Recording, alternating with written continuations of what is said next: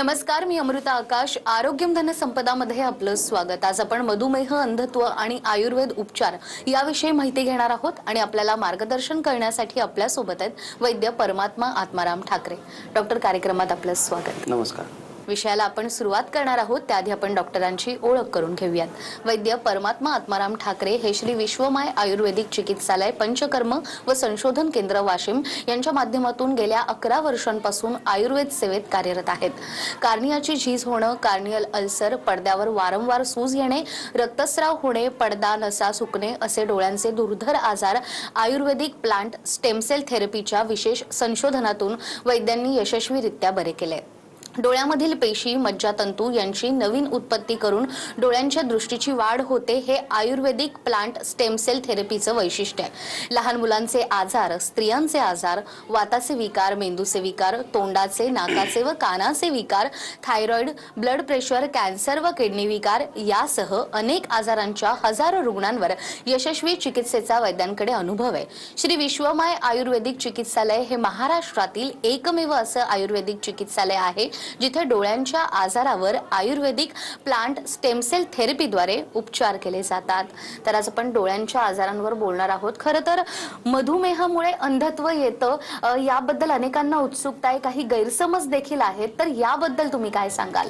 आता मधुमेहामुळे अंधत्व येणं हा एक विषय आजचा आहे म्हणून या विषयावर आज आपल्याला बोलायचं. परंतु असे बरेच असे कारणं आहेत किंवा आजार आहेत, त्या आजाराचं परिणाम स्वरूप म्हणून डोळ्याचे विकार मागे लागतात.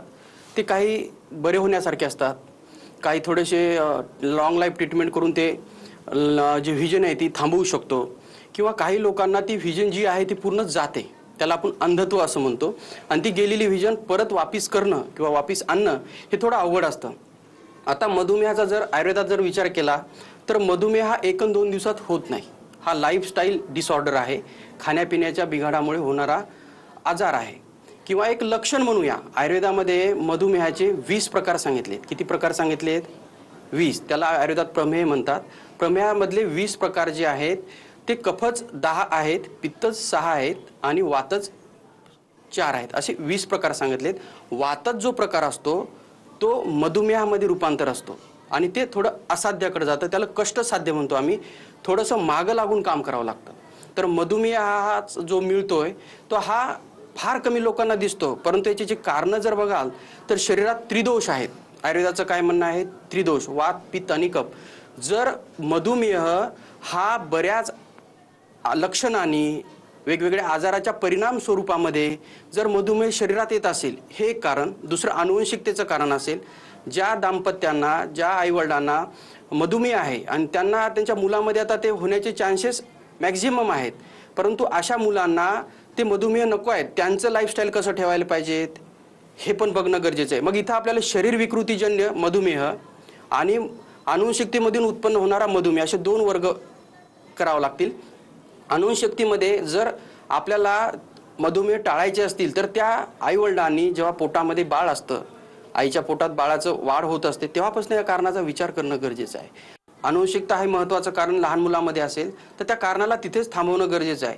जर प्रौढ व्यक्तीमध्ये खूप 10, 15, 20 वर्षापासून सतत गोळ्या खात असतील आणि मधुमेह, प्रमेह हे जी व्याख्या आयुर्वेदात सांगितलेली आहे, हा फक्त गोळ्या खाऊन मेंटेन करण्याचा जर परिणाम त्या डोळ्याच्या पडद्यावर, पटलावर, रक्तवाहिन्यावर जर सतत येत असेल आणि त्या रक्तवाहिन्याची झीज होत असेल आणि ती झीज झाल्याच्या नंतर तिथे रक्तवाहिन्यामध्ये ब्लिडिंग होत असेल, रेटिना डिटॅचमेंट होत असेल, तर त्याच्यामुळे मग काय होतं, जे दृष्टी मेंदूपर्यंत जात असते ती तिथेच थांबते आणि त्याच्यामुळे मेंदूला जे व्हिजन आहे ते प्रॉपर किंवा मेसेज मिळत नाही. त्याच्यामुळे रुग्णाला कायमस्वरूपाचं अंधत्व येऊ शकतं. आता मधुमेह होण्याचे बरेच कारण आहेत. आयुर्वेदाचा जो डायग्नोसिसचा मुद्दा जो आहे ना, तो मुळात समजून घेणं गरजेचं आहे. आता बरेच रुग्ण काय करतात की बऱ्याच रुग्णाला, म्हणजे उदाहरणार्थ कफज विकार असतील, कफज विकार म्हणजे श्वसनाचे, दमाचे, लहानपणापासून जर पोटाचे विकार असतील तर याच्या परिणाम स्वरूपामध्ये नंतर प्रमेहामध्ये उत्पत्ती होऊ शकते किंवा पित्ताची विकृती जर लहानपणापासून असेल किंवा आईवडिलांना असेल तर त्याचा परिणाम स्वरूप म्हणूनही मधुमेहामध्ये किंवा प्रमेहामध्ये रूपांतर आजाराचं होऊ शकतं.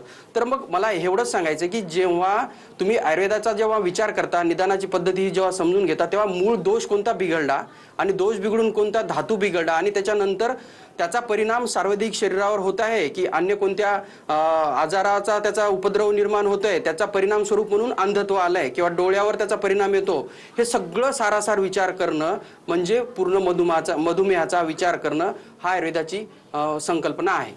अगदीच. त्यामुळे मधुमेहामुळे अंधत्व कसं येतं हे तुम्ही सांगितलं. मात्र मधुमेहामुळे जे अंधत्व येतं ते आपल्याला टाळता येऊ शकतं का आणि आयुर्वेदात त्यावर काय उपचार आहेत? तर याच्यामध्ये मधुमेहामुळे अंधत्व का येतं हे आपल्याला मुळात जाऊन समजणं गरजेचं आहे.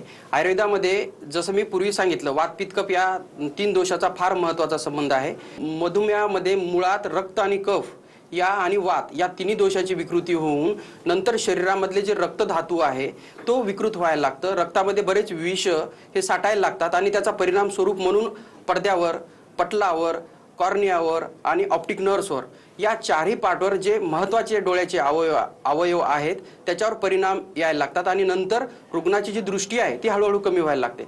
पहिला इथं अंधत्व जे आलेलं आहे ते कोणतं कारण ते बघणं गरजेचं आहे. मग रेटिनाचा प्रश्न आहे किंवा ऑप्टिक नर्व्हचा प्रश्न आहे किंवा डोळ्याच्या दृष्टिमनीचा प्रश्न आहे की कॉर्नियाचा, म्हणजे नेमका बिघाड कोणता झाला ते डायग्नोसिस करणं गरजेचं आहे. आणि जो आजार आहे म्हणजे उदाहरणार्थ समजा जर रक्तस्राव होत असेल, जर रक्तातली शुगर ही 350 400 सतत वाढत राहत असेल आणि वाढत राहिल्यामुळे त्या रेटिनावर जर परिणाम त्याचे जर वाईट पद्धतीचे येत असतील आणि नंतर तिथे रक्तस्राव झाल्याच्या नंतर तिथे रक्त साठणं एक प्रकार असतो आणि त्याच्यामुळे जर अंधत्व जर आलं तर त्याचे उपचार हे आयुर्वेदामध्ये खूप चांगल्या पद्धतीने आहेत. अशीच एक रुग्णाची प्रतिक्रिया माझ्याकडे दिलेली आहे. त्या रुग्णांनी सतत जवळपास एक 5 ते 7 इंजेक्शन डोळ्यामध्ये घेतले तरी पण त्या इंजेक्शनाचा परिणाम म्हणजे त्या आईचं जे आहे ते रुग्ण जे आहे त्यांची दृष्टी ही सुधारत नव्हती. परंतु आयुर्वेदिक प्लांट स्टेम सेल थेरपीना जेव्हा माझ्याकडे फक्त एक 15 ते दिवसाच्या मेडिसिन्सनी त्यांची व्हिजन एक 50 ते 60% सुधारली आणि त्यांचं व्हिजन जे आहे ते पूर्ण आपल्याला सेव्ह करता आलं. असे बरेच रुग्ण आहेत की ज्यांचे डोळ्यामध्ये आता रेटिनल डिटॅचमेंट होते तेव्हा डोळ्यामध्ये गॅस, सिलिकॉन ऑइल वगैरे अशा पद्धतीची ॲलोपॅथीमध्ये ट्रीटमेंट आहे, परंतु त्याचा व्यवहारामध्ये तेवढा उपयोग होताना दिसत नाही. बरेच रुग्ण आमच्याकडे फेल्युअर होऊन येतात आणि त्यांना आयुर्वेदिक प्लांट स्टेम सेल थेरपी हे उपचार केल्याच्या नंतर त्यांना त्याच्यामधली जी अवस्था आहे, एक पहिली स्टेज आहे, दुसरी स्टेज आहे की तिसरी स्टेज आहे, जर त्या रुग्णाचा रेटिना स्वस्थ असेल, त्याचे शरीराची शक्ती चांगली असेल तर अशा रुग्णाला आयुर्वेदिक उपचारांनी खूप लवकर बाहेर काढता येतं. परंतु त्या रुग्णाची 3ऱ्या आणि 4थ्या स्टेजचा जर आजारामध्ये तो पोहोचला असेल, शरीराचं बल कमी राहत असेल, शरीराची ताकद तेवढी कमी राहत असेल तर त्याचा परिणाम त्या आजाराला बाहेर काढण्यासाठी कष्टसाध्य म्हणजे खूप मेहनत करून मागं लागावं लागतं. मग याच्यामध्ये पंचकर्माचा भाग आहे. पंचकर्मामध्ये 5 कर्म सांगितले, त्याच्यात शिरोधाराचा फार महत्त्वाचा रोल प्ले आहे जेणेकरून शरीरातले जे विष आहेत ते बाहेर निघणं गरजेचे आहेत. याच्यातला एक बस्ती नावाचा एक पार्ट आहे जो आम्ही मोस्टली ज्या रुग्णांना मधुमेह झालेला आहे, मधुमेहातून रेटिनाचा प्रश्न आहे किंवा रक्तवाहिन्याचा प्रश्न आहे, तर रक्तवाहिन्या सुकलेल्या आहेत किंवा झिजणं चालू झालेलं आहे किंवा रेटिनामध्ये एक असे काळे स्पॉट निर्माण होत आहेत, हे सगळे मधुमेहाचे परिणाम आहेत. परंतु जर रेटिनाची जर ताकद वाढवली, त्याला दृष्टमनी म्हणतो आपण, ती जर ताकद वाढवल्याच्या नंतर त्या रेटिनाचं स्वास्थ्य जर चांगलं झालं तर दृष्टीही चांगली राहणार. मग त्याच्यासाठी पंचकर्मातला बस्ती हा सगळ्यात महत्त्वाचा पार्ट आहे. याच्यामध्ये जी बस्तीचा जो पार्ट आहे त्याच्यामध्ये दुधामध्ये, तेलामध्ये किंवा वेगवेगळे काढे कसे असतात, पंचविध कशा कल्पना सांगितलेल्या आहेत, अथातो, सोरस, कल्कोकात, हिमपान याचे वेगवेगळे मेडिसिन्स आम्ही दुधामध्ये तयार करतो आणि स्वच्छच्या मार्गातून डायरेक्ट आतड्यामध्ये सोडतो. आता एक नवीन रिसर्च झालेला आहे. आतड्याचा आणि डोळ्याचा पडद्याचा खूप जवळचा संबंध आहे, आतड्याचा आणि मेंदूचा खूप जवळचा संबंध आहे. तर जिथे टिश्यू नवीन तयार होतात तिथे डायरेक्ट मेडिसिन्स हे पंचकर्माद्वारे आम्ही दिल्यामुळे रुग्णाची जी पुढची दृष्टी आहे ती आपल्याला वाचवू शकतो आणि जी दृष्टी आहे ती दृष्टी सुधारून पुन्हा ती कायमस्वरूपी पुढे तशीच राहणंही तेवढंच गरजेचं आहे. अगदीच. तर डॉक्टरांनी सांगितल्याप्रमाणे डोळ्याच्या दुर्धर आजारावर आयुर्वेदानुसार कसे यशस्वी उपचार होतात त्या रुग्णाचा आपल्याकडे अनुभव आहे, तो अनुभव आपण पाहूयात. नमस्कार, माझं नाव राहुल रायबागकर, माझ्या आईचं नाव इंदुमती रायबागकर. माझ्या आईला साधारणतः 1.5 ते 2 वर्षापूर्वी डोळ्याचा त्रास सुरू झाला. मग आम्ही डोळ्याच्या डॉक्टरकडे गेलो. आणि त्यांनी सांगितलं की बा हे मोतीबिंदू वगैरे काही नाही, हे मोठा प्रॉब्लेम आहे, त्यामुळे तुम्ही मोठ्या दवाखान्यात जा. मग आम्ही जालन्याला गेलो, तिथे ट्रीटमेंट केली, पण काही फरक पडला नाही. नंतर बुलढाण्याला गेलो. बुलढाण्याच्या डॉक्टरांनी सांगितलं की रेटिनाचा प्रॉब्लेम आहे, रेटिनाचे तुम्हाला इंजेक्शन घ्यावं लागतील. मग आम्ही 3 इंजेक्शन घेतले. दर महिन्याला 8,000चं एक इंजेक्शन होतं. असे पूर्ण इंजेक्शन घेतले, पण डोळ्यातून रक्त पण आलं तेव्हा, पण तरी 4थ्या महिन्यात काहीही फरक पडला नाही. प्रत्येक वेळेस एक्सरे काढला तरी त्यांनी सांगितलं की काहीच फरक पडून राहिला नाही. मग आम्ही खूप त्रस्त झालो आणि शेवटी आम्हाला TV पाहताना TV प्रोग्रामवर ठाकरे सरांचं नाव दिसलं आणि त्यांची ट्रीटमेंटबद्दल माहिती दिसली. मग आम्ही त्यांना कॉल केला आणि त्यांच्याकडे गेलो आणि त्यांच्याकडे ट्रीटमेंट चालू केली. आणि ट्रीटमेंट चालू केल्यानंतर 15 दिवसात माझ्या आईला फरक जाणवला दिसण्यामध्ये. त्यामुळे मग आम्ही पुढची ट्रीटमेंट पण सुरू केलेली आहे.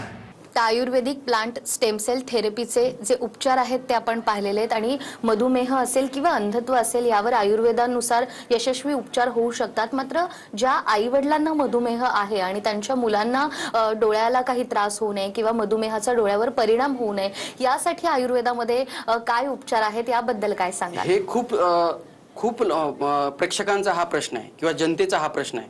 याच्यामध्ये एक तर आईवडील जे आहेत ते त्या विळख्यामध्ये फसलेले आहेत, परंतु ज्यांना शरीराच्या प्रकृतीबद्दल थोडीशी संवेदना आहे त्यांना हा प्रश्न येतो. मुळात हा प्रश्न ज्यांनी ते भोगलंय त्यांना त्यांच्या मुलांना नको आहेत, परंतु हा विचार ॲलोपॅथीमध्ये किंवा अन्य शास्त्रामध्ये तेवढा केल्या जात नाही. जेव्हा तुम्ही बिमार पडाल किंवा जेव्हा तुम्हाला आजार निर्माण होतील तेव्हा त्याचे उपचार हे चालू होतात. परंतु आयुर्वेदाचं म्हणणं काय आहे, तुमचं शरीर मुळात कोणत्या कारणामुळे बिघाड होतोय, म्हणजे मी पूर्वी जसं सांगितलं की वात पित्त कफ, जर त्या रुग्णाला किंवा त्या व्यक्तीला शरीरामध्ये लहानपणापासून त्रिदोषाचं इम्बॅलन्स झाला असेल, म्हणजे वात पित्त कफ. आता हा जो वात पित्त कफ सांगताना फार सोपा वाटतो, पण याचे एक आजार आहेत. वाताचे 80 विकार आहेत वाताच्या बिघाडामुळे, पित्ताच्या 40 आहेत. पित्त जेव्हा शरीरात विकृती होते तेव्हा 40 विकाराची उत्पत्ती व्हायला लागते आणि कफाची विकृती जेव्हा शरीरामध्ये विकृती होते तेव्हा 20 आजार उत्पन्न व्हायला लागतात. म्हणजे एकाच्या पाठीमागे जंत्रीच्या जंत्री आजाराचे आहेत. मग जर लहान मुलांना, तर जर नेहमीच बघतो आम्ही व्यवहारामध्ये की लहान मुलांना जर पोट साफ होत नसेल, वारंवार सर्दी होत असेल, सर्दी जर नाकामध्ये आतमध्ये डोळ्यामध्ये ती मुरत असेल, तीच सर्दी कानामध्ये जाते आणि कानाचे पडदे सुद्धा खराब व्हायला लागतात. मग त्या रुग्णाला नंतर त्याचा परिणाम स्वरूप म्हणून डोळ्याच्या पडद्यावर यायला लागतं आणि त्यांची जी ऐकण्याची क्षमता आहे ती हळूहळू ती कमी व्हायला लागते. डोळ्याचं दिसणं सुद्धा कमी होतं आणि नंतर ऐकण्याची क्षमता सुद्धा कमी होते. असे बरेच छोटे छोटे कारणं आहेत की ते पहिले करेक्ट करून घ्यावेत आणि त्याच्यानंतर त्या मुलामध्ये आहार कशा स्वरूपाचा आहे, त्याचं लाईफस्टाईल कसं आहे, त्यांना शरीरामध्ये व्याधी क्षमत्व कसं आहे, ह्या सगळ्या गोष्टी छोट्या छोट्या ज्या आहेत त्या आयुर्वेद तज्ज्ञ व्यवस्थित समजून घेऊन, त्याची केस टेकिंग घेऊन, त्या सगळ्या बघून त्याच्या पुढच्या मूळ आजाराचे उपचार केल्याच्या नंतर पुढचे जे आजार आहेत, अनुवंशिकता एक मधुमेहचा आहे, परंतु त्याच्यासोबत असे बरेच असे आजार वेगवेगळे आहेत की ते आपल्याला टाळू शकतो. अन्यथा याच्यामध्ये काय होतं, बीजदोष आहेत, काही गर्भाशयामध्ये विकृती आहेत किंवा काही पोटाच्या विकृतीमध्ये प्रश्न निर्माण झाले, त्याच्यामुळे मुलामध्ये प्रश्न निर्माण झाले. तर असे बरेच कारण आहेत. त्या कारणाचा मुळात विचार करणं, त्या कारणाचा मुळात जाऊन विचार केला तर त्याचा जो कारण आहे त्याच्या कारणावर जर उपचार केले तर जे शरीराचं बॅलन्स आहे, त्रिदोष सप्तधातू 3 मल, हे व्यवस्थित राहणार आणि शरीराची प्रकृती ही खूप चांगल्या पद्धतीने पुढे आपल्याला ठेवता येतं. अगदी सर, डॉक्टरांनी सांगितल्याप्रमाणे मधुमेह आणि त्यामुळे येणारं अंधत्व आणि डोळ्यांचे विकार यावर आयुर्वेदानुसार यशस्वी उपचार होऊ शकतात आणि याच उपचारांबद्दल तुम्हाला माहिती हवी असेल तर स्क्रीनवर तुम्हाला नंबर दिसतोय, त्या नंबरवर फोन करून तुम्ही थेट डॉक्टरांचं मार्गदर्शन घेऊ शकता. तर या विषयासंदर्भात आपण डॉक्टरांकडून आणखीनही माहिती घेणार आहोत एका छोट्याशा ब्रेकनंतर.